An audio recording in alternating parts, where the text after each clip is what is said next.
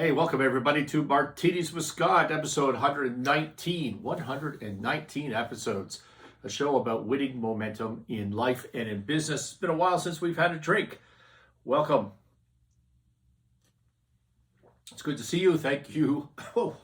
Thank you for joining me. I missed the show 2 weeks ago because our Thursday afternoon show, because one of my best friends passed away from after a far too short battle with cancer.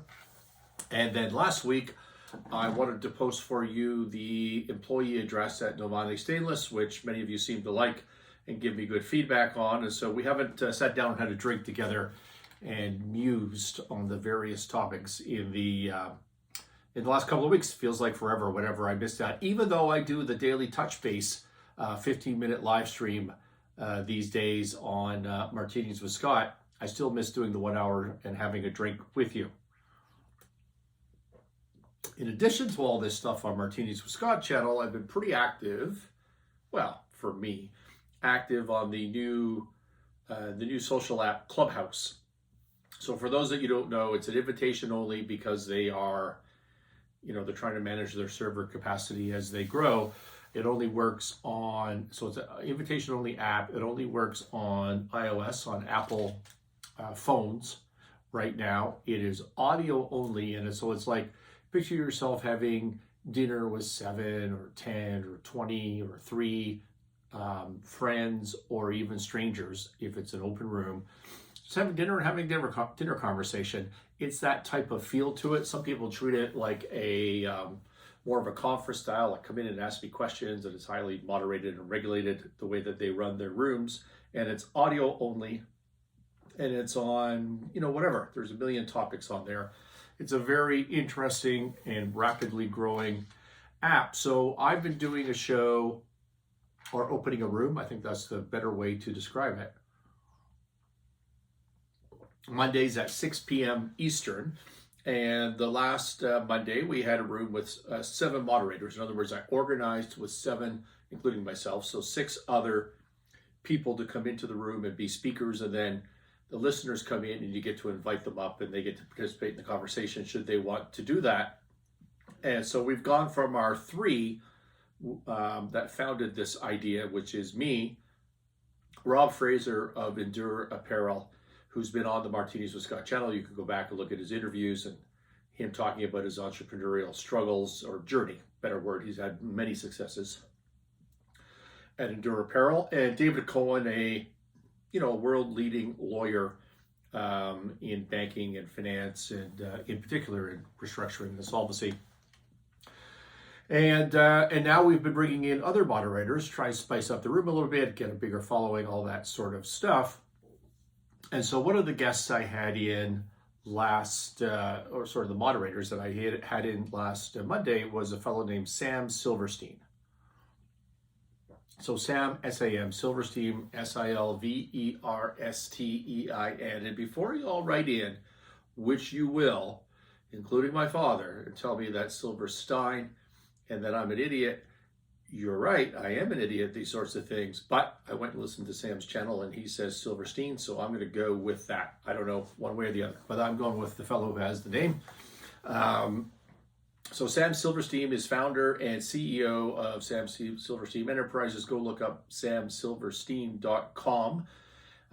It's an accountability think tank dedicated to helping companies create organizational culture that prioritizes and inspires accountability. He's written, I think, 7 books on accountability. He coaches, he puts out content nonstop, and he's a real gentleman. He's a real gentleman. I met him on Clubhouse, which is the cool thing about this app. I met him on Clubhouse. I've been talking to him on Instagram and invited him to come join us, and he did, which was terrific. Please go look up samsilverstein.com, buy his book, check out some of his content. You won't regret it. So how is that relevant to the show today? Well, because Sam was there and I'm trying to moderate and host this room, I want to suggest some topics. So I said, hey, Sam, you've joined us, your whole reason for being, your raison d'etre is accountability. let's start talking about accountability. What I did not expect is that we would talk about, our room would talk about accountability for an entire hour. We scheduled this thing for an hour. I got to none of my other topics. Everybody was all over it. I don't know if that was too much talk about accountability or not, but people came up from the audience, from the listeners. They became speakers. They participated in the conversation. You know, one fellow, I think his name was Jeremy, don't hold me to that. By the way, on Clubhouse, nothing's recorded, so now it's gone. That's a cool thing about the conversation. Again, it's like having dinner at a big restaurant. When you leave, it wasn't recorded. Anyway, someone came up, he joined us, he said had his headphones in and he was cleaning his garage and he liked the conversation so much that he jumped into it, and that's why he learned a lot, and he wanted to participate and he wanted to add to it, and that's why you do these shows, right? Like, if you could just help one person or engage somebody, there's just such value and just, I think, a universal good that comes out of that. So we talked an hour about accountability. I didn't get to any of my other topics, and here were some of the themes that came out of it. Number one was the definition of accountability. What the hell does that mean? And, in general terms, it was accountability is being fully committed 100% of the time, fulfilling the commitments that you have made to others, and I would add to that, to others or to yourself, because I think self-accountability is a huge part of this. And so what is accountability? It's accepting and 100% of the time delivering on your commitments, on your responsibilities. That was a great topic of discussion. There was a debate, for lack of a better word, in business about, or sort of opposing streams of thought, I guess is what it was, about whether you hold people accountable in business. You have a bunch of employees, you're an entrepreneur, you're running your business, you've got whatever, 20 employees, 100 employees, doesn't matter. How do you hold them accountable? And then there was another stream of thought which rejected the entire premise of holding people accountable. Instead, or rather than that, they were focused on how do you help lead these people? How do you encourage them? How do you persuade them to hold themselves accountable, right?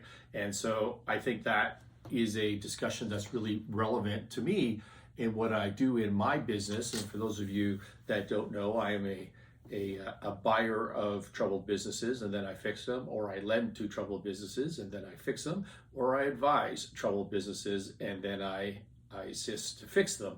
And so at all times, I'm trying to affect change within an organization. And my lead on that is accountability. Okay, and that's what I want to talk about today, because I learned something else about Clubhouse when I have 7 moderators, which is that moderating is a full-time job. I'm not participating in the conversation, which I'm not used to. I'm not leading the conversation, which I'm not used to. I'm asking other people questions, and as they're talking, I'm not even really listening because I'm thinking ahead to how do I keep the flow going, who hasn't talked in a while. I'm not sure I was very good at that, to be honest with you. But it seemed to work out okay, I suppose. But I'm not participating. I'm not thinking about the topic. And even when I get in to speak, I'm kind of half there. Because even when I'm speaking, I'm still really, what I'm doing is going on my brain is I'm thinking about who am I going to ask next? How am I going to drive this conversation forward? I don't know. I need to figure out how to do a better job at that. But why is this relevant to you? It's relevant to you because I want to talk about accountability today, because I feel like I missed out on this conversation. I feel like I learned a lot from the moderators, from Sam, from David Cohen on there, from some of the other guests. I learned a lot on their views on accountability. And I think it's a good opportunity for me to figure out what I think about that. Part of Martinis with Scott, I've told you this from day one. Part of me doing this 1-hour show is to force me to understand topics and myself and what I think about things so that I can deliver more value to you. Because the truth of the matter is, we've talked about this before on this show when we've had our drink.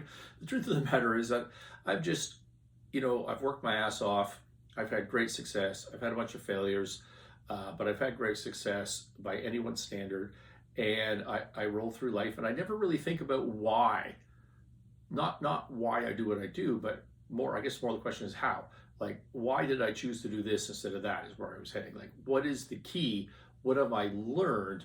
And I've never been self-reflective about this. And part of Martinis with Scott is for me to force myself to, there's a lot of reasons for Martinis with Scott, but one of them is to force myself to understand how I go about something, and to try and, go through that thought experiment, go through the process, and then ultimately be able to condense it here or in other medias, to be able to condense it into something valuable to you, to be able to communicate a strategy, a system, how to set priorities, whatever it is, right? But for me to do that, I have to first go through the really painful process of understanding it myself, even though I do it. I used to race dirt bikes. Some people know motocross at a professional level. I'm not trying to say I was a super pro. I was not, but I raced at a professional level. I was decent at it by anybody's standard, except for real pros in the U.S. But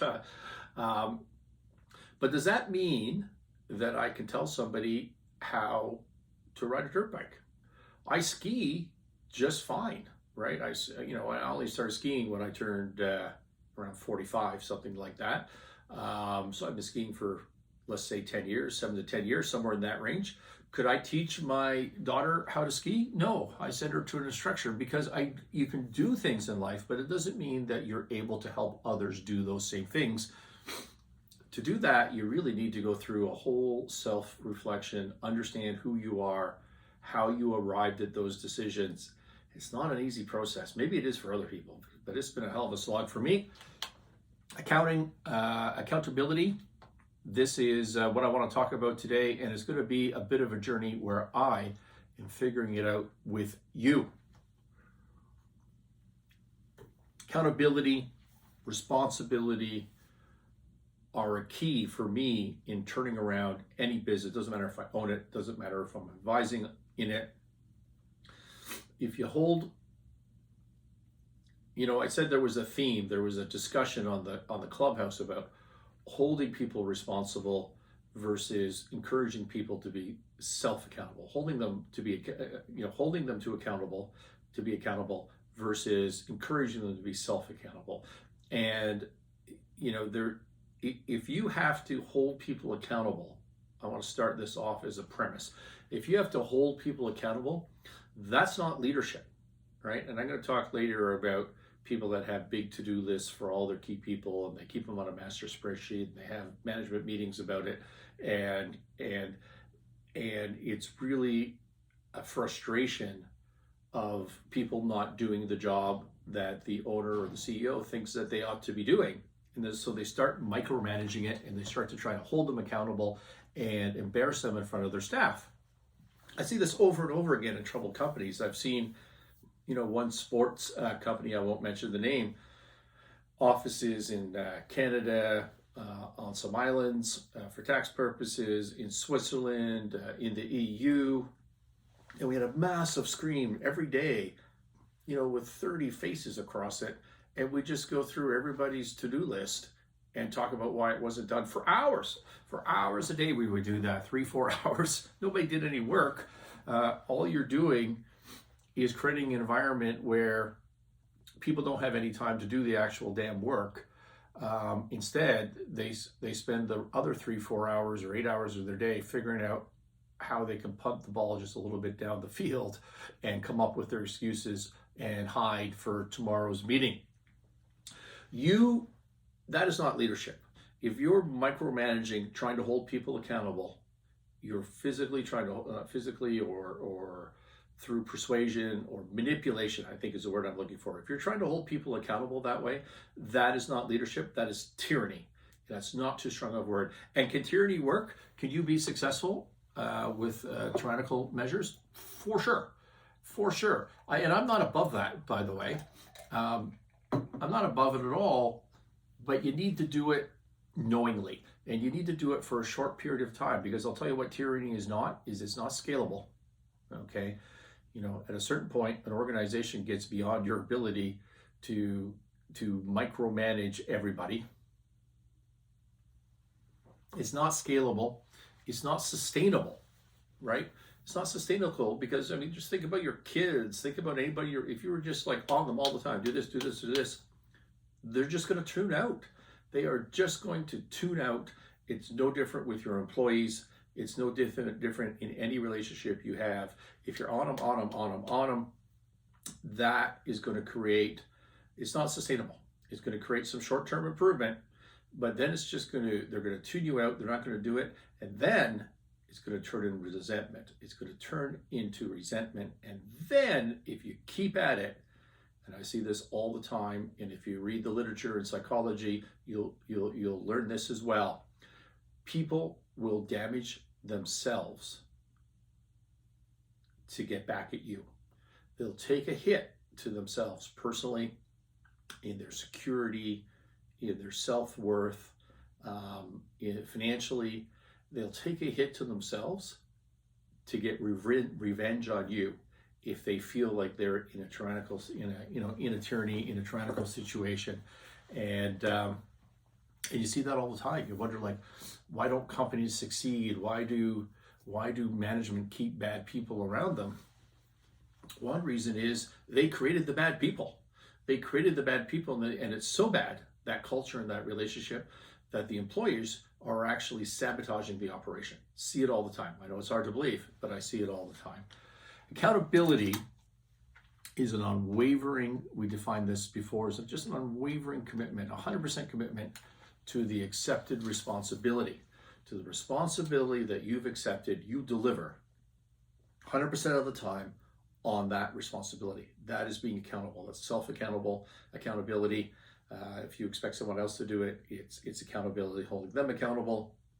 Accountability is delivering all the time on your responsibilities.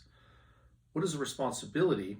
Well, responsibility is derived from purpose, from a mission, from an aim, right? Who would accept a responsibility? Think of any responsibility in your life. Who would accept a responsibility without a reason to do so, right? You accept responsibility because it's within your value system, right?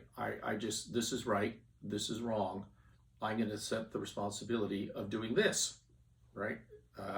That's a driver, a purpose that allows you to say to yourself, yeah, I'll accept that responsibility. You have a mission, you have an aim. I want to get here in life. That creates responsibility. I accept the responsibility of getting from here to there.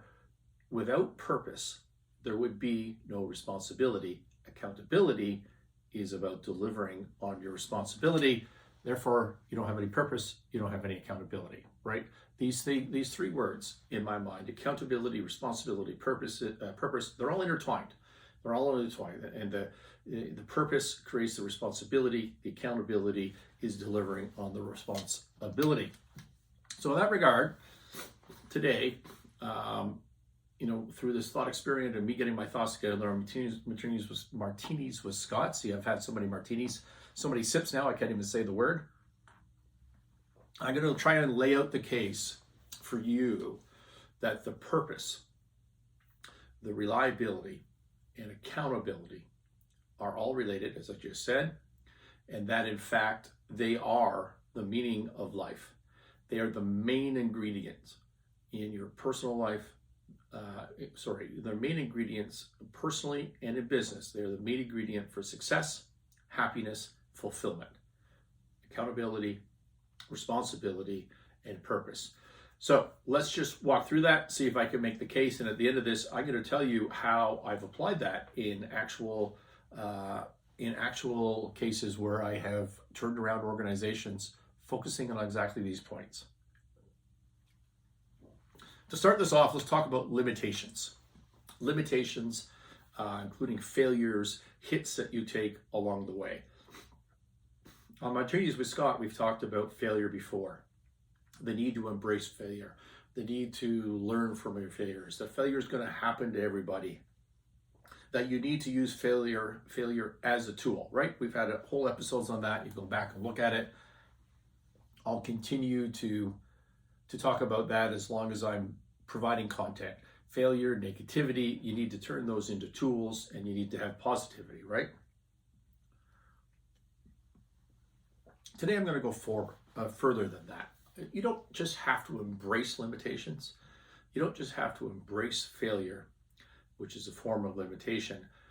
You need to accept the fact. You need to understand logically and mathematically, which is what I'm going to walk through today. You need to understand that limitations create the possibilities. They create your success. Success, possibilities, potential, none of those things would even exist without limitations. Possibilities do not exist without limitations. I'm going to argue that for you today. I'm going to walk you through some math on it. Limitations, again, create the necessity, are necessary for success. They're necessary for opportunity. They're necessary for possibilities. They're not just something that you need to deal with when they come up along the way. They're actually part of the building blocks of success. Let's talk about the game of chess. I actually did somewhere we talked about chess on this show and how I like to not play chess because it's a finite closed system, and I like to just change the rules. What I like best about business and creativity is figuring out that when this person's playing that game, I could just play this game over here and get what I want, and it's a whole different game, and we don't even, it just works out for me because I understand his game or her game, and I understand my game. I know that my game's a better game. I'm not even playing that game. I'm playing something over here. You can't do that in chess. You got to play within the rules. What are some of the rules? Well, a pawn, for example, can move most of the time only one square forward. Two at first, but one square forward. It can only attack another piece diagonally in one square, right? How does a knight work? A knight is an L shape, 1, 1, 2, or 1, 2, 1. And that's it. I mean, that's kind of weird, right? That a knight works that way. Bishops can only go diagonally on the squares that they have. And every piece, rooks can go horizontal, vertical and horizontal. They can go straight ahead or they can go sideways, but they can't go diagonally. They are limited. The pieces in chess are limited in their movement. There's rules, but the big deal is that the pieces are limited in their movement. And by the way, I'm going to tell you, for full disclosure here, that this concept, I learned from Jordan Peterson, so an old podcast a couple of years ago, probably. But I always like to give references for other content providers when I'm influenced by them or stealing one of their stories and making it one of my stories. I learned a lot about psychology and biological science as it relates to psychology through his podcasts, and then I love to apply that to organizations because I find it helps me a lot in my business. And so, for what it's worth, this particular chess example was influenced, at least in part, maybe in whole, by Jordan Peterson. So you have these limitations on the pieces, and I know I'm going to get a bunch of thumbs down because I said that, because now you're going to think this is political. You hate when I talk politics. It's not political. I like to give credit where credit is due. So we talked before about chess. I said it's a finite system, but there's a lot of games, okay? From the human brain perspective, chess may as well be infinite world of possibilities, okay? Because it is 10 to the power of 120 possible games and scenarios, possibilities within a chess game, every chess game, 10 to the 120. Now, before you all jump in and say that math is crap, there's a bunch of assumptions in there, that's all true. The point being, it's a lot, okay? Let's just go with it. It's a lot. It could be way more. Can't be less, but it could be way more. 10 to the power of 120. For some perspective, for those of you that don't know, a trillion, off the top of my head, is 10 to the power of 12, okay? 10 to the power of 12. If there was a trillion possible chess games, would you be able to, in your human mind, gameplay every one of those and know everything that's going to happen in a chess game? You would not. A trillion is a really big number, may as well be infinite for the human brain. If it was 10 to 120, that's just magnitudes more that I can't even conceive of. But It is finite. It's not infinite, which is why, that is specifically why a big computer with lots of computational horsepower can in fact beat a human at chess, because it's a finite system. It's just a really big finite system. For the human brain, it may as well be infinite. For a computer with the horsepower, it's finite, right? So what creates this massive, huge, finite, or infinite from our perspective, number of possibilities? These are literally possibilities. What creates it? I would say that it's the limitations. It's the limitations on the movements of those pieces. What would happen in a chess game if every piece, if the pawn, if the knight, if the bishops, if the rooks, what if they were all allowed to move like queens? What if they were not limited? What if they just had full abundance and were allowed to do whatever the hell they wanted, move in any direction as far as they want? Would that have more possibilities of outcomes in a chess game, or would it have less? Well, I think if you just pause for a minute and think about that, in fact, I'll have a drink while you pause about it, you'll immediately conclude that there would be way less possibilities of outcomes, because every game would just be an immediate bloodbath in a chess, so to speak, of queens. Every piece just acting like a queen and taking out everything else, right? It is the limitations that create the possibilities. It is the limitations on the movement of the chess pieces that create, mathematically, this is not a hypothetical example, 10 to the power of 120, it mathematically creates the huge possible outcomes, the potential for the game to go in any whatever direction it wants to go. It's the limitations that create those possibilities. Why is gaming such a huge industry? I mean, what drives computational power in the tech industry to a large part? It's gaming. It's the demand for increased sophistication in gaming, increase of sophistication being demanded by the consumer. Well, what is gaming? Gaming is a simulated world with different rules from what we have in regular life, right? It's a simulated world with new limitations. And when we find a simulated world with new limitations, to us, that's a fantasy world. Wow, I wonder what happens in those worlds. It's so intriguing for me to go in and play with this different set of limitations, this different placed on characters and scenery and actions, this different set of limitations and rules. It's irresistible. It becomes a fantasy world, which is a massive driver of computational needs, a huge industry. Would gaming be fun if there was no rules? If you dropped yourself into some fantasy simulated world and there were just no rules, none at all, would that be fun? That wouldn't be fun. It wouldn't even be a game. There'd be no possibilities. You wouldn't care. It wouldn't have your interest. It is the limitations that create the possibilities, okay? Would you value life if you never died? Would you value life if you never died? Is it the limitations on life, on the totality of life, the limitations that actually create the value, right? The limitations create the possibilities. I think it was Carl Jung. Don't hold me to that. I'm forgetting which old scientist, philosopher, whatever, told us that there is no being without limitation. There is no being without limitation. Is there dark without light? Is there light without dark? Okay, you're getting the point. How can we learn? What can we learn? I mean, it just seems to me to be a fact, the more that I have thought about it, that limitations aren't just something we come across in the journey. They create the journey, okay? And if you start thinking about it that way, what can we learn from that? Can we deduce the meaning of life? Can we learn what needs to be done to fulfill our own potential or to realize on our possibilities, on ourselves or in our business?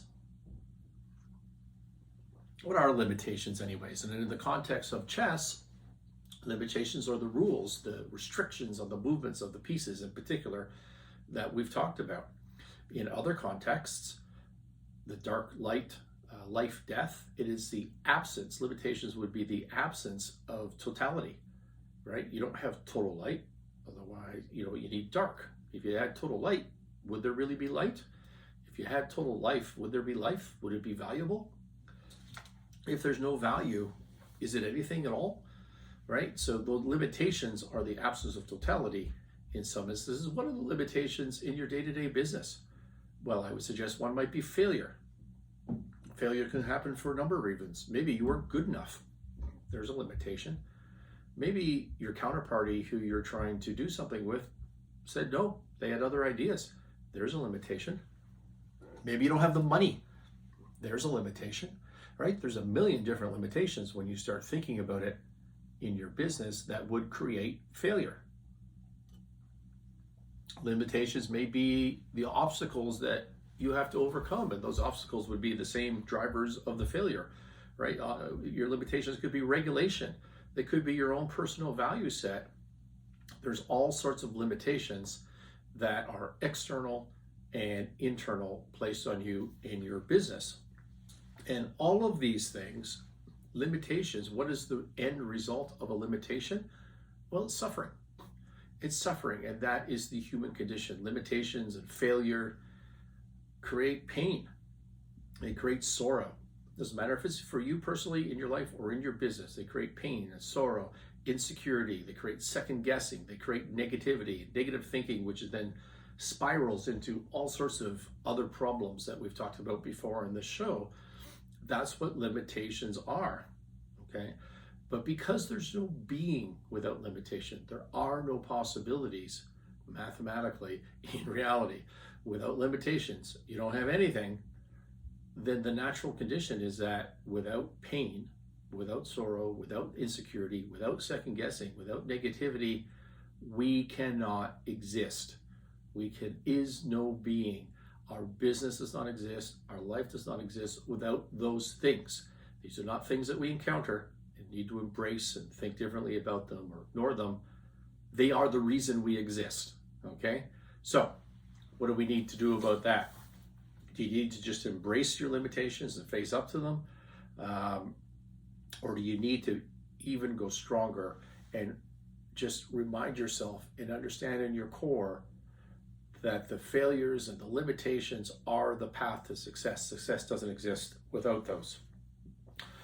So how do you convince yourself to accept that the natural state are these limitations and this pain? Why do you get up every morning? How do you embrace them? How do you get through life? How do you become a success? And I think the answer to, how do you do it? Why do you do it? And why the hell would you want to go through that pain and just not give up, right? What is the reasoning for that? And I think the only answer is because you have a target. You have a reason to do this. You have an aim. You have a mission. And this could be a business thing, and it could be just in your life. But you have a purpose that is worth suffering through the limitations, right? That's the only reason to proceed. You have a purpose that to you outweighs the difficulty and the pain that you're going to encounter along the way. And accountability is holding yourself accountable to aiming at that target, okay? You have a purpose, but it's not just like, oh yeah, there's a purpose, and it's over here. I'm pointing on the podcast, sorry about that, but I'm pointing in one direction, say to your right, but I'm gonna aim over here to the left. I'm not gonna aim to the purpose. That's not good enough, right? The only way to overcome and to embrace the limitations and the fear and the failure, the only way to embrace that is to have a purpose, have an aim, to head towards that aim, and to hold yourself accountable every day for moving in that direction. And if you don't do that,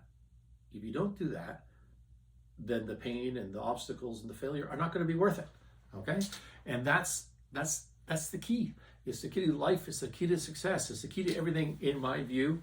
If you can't face the limitations, if you can't face failure, there is no purpose. There is no success. You have to be able to face that, and the way to face it is to have an aim, to have a target, and to hold yourself accountable for moving there every day. To which you say, potentially, okay, but I don't know what my purpose is. How do I know? Here's the good news. You dive into the psychology on this, what they're going to tell you is it doesn't matter. It doesn't matter. As long as it feels like to you that the direction that you're heading in and that you're working hard toward is worth the pain, the limitations, the failure to get from here to there, that's good enough. And if it's not, pick a different aim. And as you go along towards that aim, what you're going to find is other aims and other targets and other potentials become available to you. Because as we decided, when you get through these limitations, when you deal with them, it opens up possibilities, and you can switch. You can switch your aim, but you got to be heading somewhere. That's the point. Because if you're not heading somewhere, and if you're not holding yourself accountable, you're not going to be able to deal with the hardships that just come. They just come with the human condition. And how does this apply to organizations? Well, they come to organizations as well. You know why? Because organizations are people, notwithstanding the big, corporations are people, organizations are people, and what's relevant to people is relevant to organizations. It's just more complex because there's more than one person there, right? So the older I get, the more I realize that business and organizations and management and leadership, it's about people. It's not about finance, it's not about marketing, it's not about SEO, it's not about contribution margins like I talk about making more money. At the end of the day, it's about people. And I want to confirm to you that that is a difficult thing for an accountant to say. It took me a while to get there, had to get older to understand that. But organizations are made of people, and what's true for people is true for organizations. So, to open up possibilities of success in your business, to reach your business potential, what do you need to do? We already know the answer. We need to have an aim. We need to hold ourselves accountable every day to moving towards that aim. And we need to embrace, not avoid, the struggle, the limitations, the failures, because we know that if we have a strong enough aim, those things don't matter. If you have a strong enough why, you can overcome anyhow, right? We all know that saying, which I believe was Nietzsche, but I always confuse. Maybe I got those backwards. Maybe that was Jung as well. What the hell do I know? Do you want your employees to be fulfilled? Do you want them to be creative? Do you want them to be productive? Do you want them to be loyal? Do you want them to be accountable to themselves and to their teammates? You need to provide them with an aim. And that aim needs to be a team aim. Here's where we're trying to go as a team. And maybe it needs to be a personal aim as well. And then you, as a leader, you need to not only provide that aim and reinforce that aim every day, but then you need to help your teammates embrace the failure that they're going to encounter in their work, in their business, because it's a necessity, it's an ingredient to potential, it's an ingredient for success. How do you help them overcome their failures, their problems, their struggles? You turn the negative into a positive. Okay, you turn the negative into a positive. I'm going to tell you a story about that.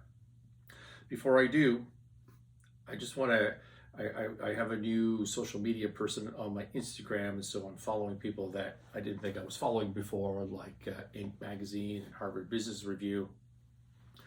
Somebody, I think it was Inc., may not have been, had a meme up the other day, or a picture that linked to a story. It was probably not a meme, but the headline of the story was, if you don't trust your employees, you have a hiring problem. If you don't trust your employees, you have a hiring problem. That is just such complete crap. I didn't even click on the story. That was the headline, but it really offended me. If you don't trust your employees, you have a leadership problem. It's you that's the problem. It's not the employees that's the problem. You have a leadership problem. Maybe you have a firing problem as well, but you do not have a hiring problem, okay? More than likely, your problem is purely in leadership. Well, 100% it's in leadership, okay? And it might be a firing issue, but more than likely, you have failed to provide an aim, to provide a target, to give them a reason and a clarity on what they're working on every day. Like when they get out of bed, what are the top 2-3 things that they're responsible for, and that they can hold themselves accountable for delivering on those responsibilities.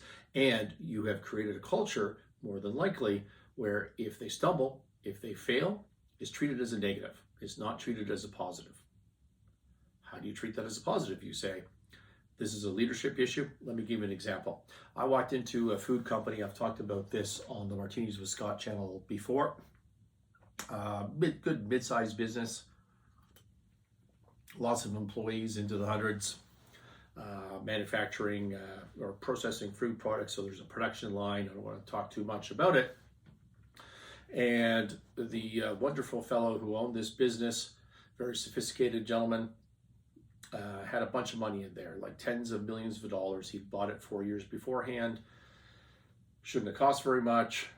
Then they had a bunch of losses. He'd been funding since, and it was tens of millions of dollars. And he was thinking about shutting it down. They just could not make this business work. When I met them, they had just come off a fiscal year end, and they had negative significant millions of dollars at an EBITDA level. So not even a net profit level, at the level of earnings before interest, taxes, and depreciation, which, definitely don't want to be negative at that line, was significantly, materially, millions of dollars loss, even at that line. Okay.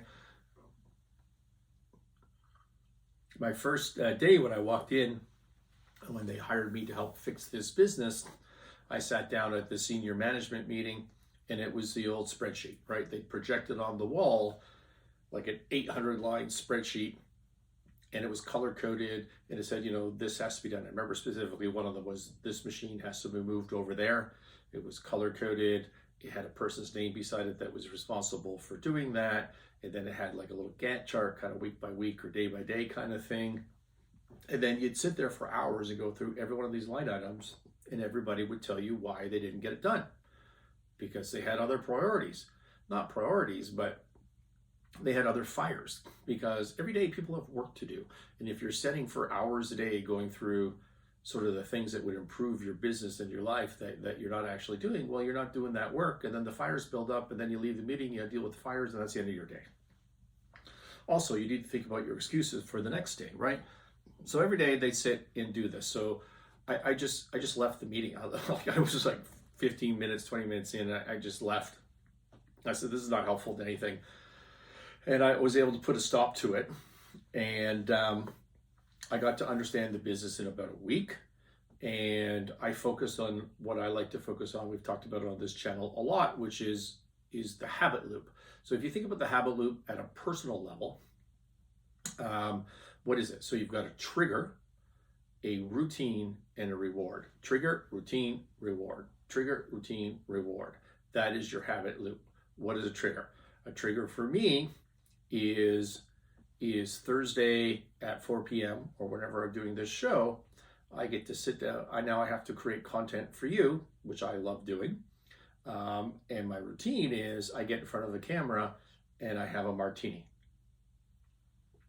Cheers. My reward is so many.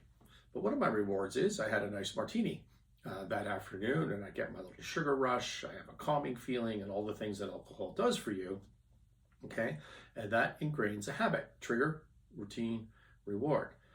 Now, is creating content for you relevant to the martini? Well, at a certain point, it's not. What's relevant is the time of day. Thursday, 4 p.m., I'm going to have a martini, and I've ingrained a habit.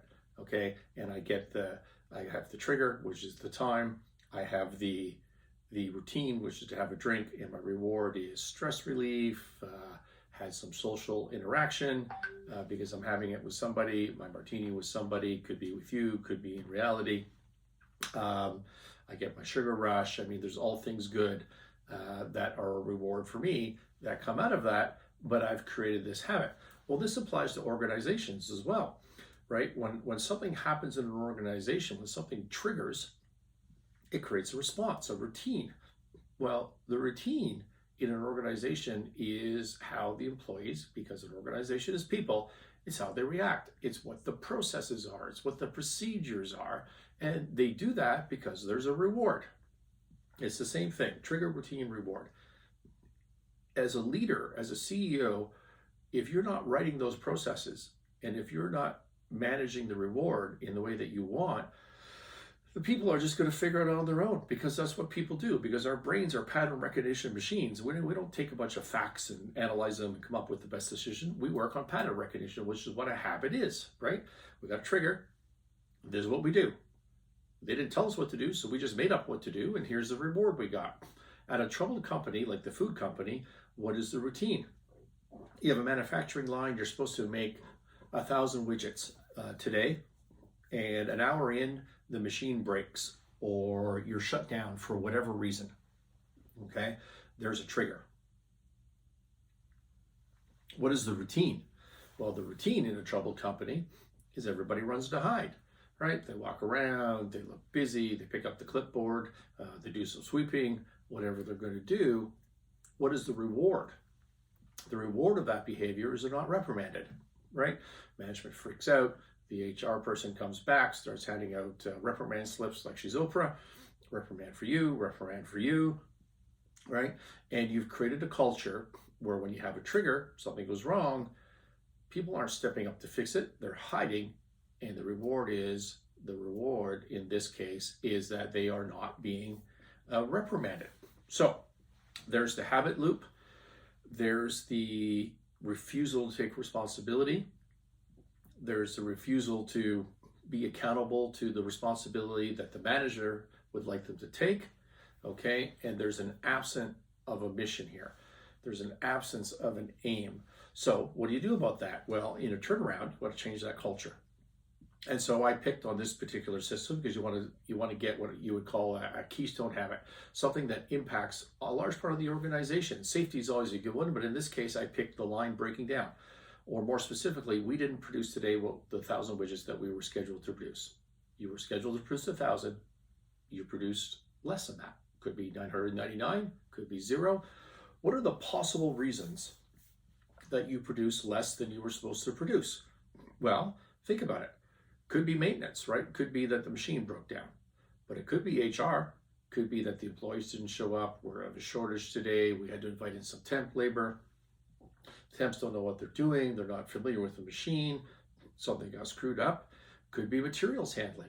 Could be that, we're making we have a process here with a bunch of inputs and ingredients to make what we're supposed to make, and we didn't have all the ingredients. You can't make it with 90% of the ingredients. You have to have 100% of the ingredients, right? That could be a reason. Could be sanitation. Maybe something was wrong with the sanitation and the cleanliness of this situation. Could be quality control, right? It could be materials like bottling, whatever. It could be a failure in the packaging. There's 1,000 reasons that we might not make 1,000 widgets today. So what did we do? So there's a keystone, there's a habit a routine that you can attack that spreads throughout the organization. So what I did was turn the negative to a positive. Encourage failure to be an opportunity. And so how do you do that? You say, okay, new plan. Here's what we're going to do. Every single day that we don't produce what we're supposed to produce, that's called a triggering event. Here is a form. And every employee, right down to the line level, in fact, specifically at the line level, I don't want to have supervisors participating in this. I don't want management participating in this. Right down the line level, I want you to, if you want, I want you to take the opportunity to fill out this form in your own handwriting, make it 3 sentences, do whatever you want. You put on your name, you explain to management why this shut down. Okay, we didn't have the materials. The machine broke, whatever it is. And then explain what you personally can do to fix that. Okay? And so I did this. And then go fix it. All right? With your teammates, by yourself, whatever it takes. Okay? And so if it's a global problem that you have no control over, don't bother writing the form. But if it's something that you can fix, tell us about it. Tell us what you're going to do, and then we'll check and see that you did it. And then here's the reward. The reward is you got a gift card. And it went in your HR file. And you got points in your HR file. And the gift card was like a $25 food card or something along those lines. So we took a trigger, right? The trigger before used to cause a routine of running to hide. And now the trigger is causing a routine of, this is an opportunity for me to get more money, to get a reward of a gift card, but also in my HR file. And people start clamoring and get excited about filling out the form, you change the routine and you change the reward on the exact same trigger. And so that is a way to create an aim. An aim is, here's our aim. Our aim is 0% downtime, 100% attainability. If we tell you that we want to produce 1,000 widgets today, our aim is producing 1,000 widgets. Okay, that is the direction we're heading. If we fail, that's an opportunity for you to make some money. That's an opportunity for you to be rewarded.